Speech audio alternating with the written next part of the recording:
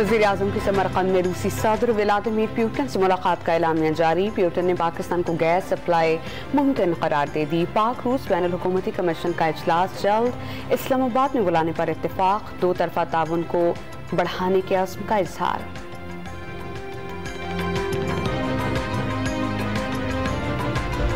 मौजूदा हुकूमत की मुल्क में साख है, ना मुल्क से बाहर। सियासी इस्तेहकाम के बगैर मईशत ठीक नहीं हो सकती। सरबराह तहरीक इंसाफ इमरान खान ने एक बार फिर शफाफ इंतखाबात को मसाइल का वाहिद हल करार दिया। आम इंतखाबात में ताख़ीर सिर्फ और सिर्फ पाकिस्तान का नुकसान है, साबिक़ वज़ीर आज़म का दावा।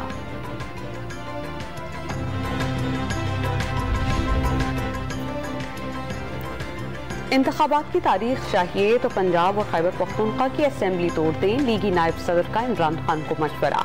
मरियम नवाज ने इमरान खान को मुल्क के लिए खतरनाक करार दिया। उन्हें मुल्क में तबाही के लिए लॉन्च किया गया।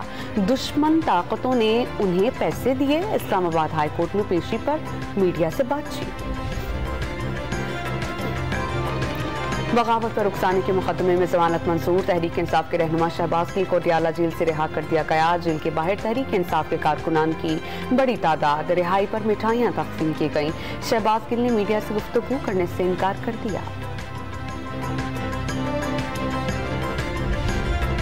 और वर्ल्ड कप और इंग्लैंड के खिलाफ सीरीज के लिए 15 रुकनी कौमी क्रिकेट टीम का ऐलान। एशिया कप खेलने वाली टीम के बेशतर खिलाड़ी स्क्वाड में बरकरार। हसन अली आउट, शान मसूद इन। साबिक़ कप्तान सरफराज अहमद और शुएब मलिक भी जगह नहीं बना सके। शाहनवाज दहानी मुतबादिल खिलाड़ियों में शामिल।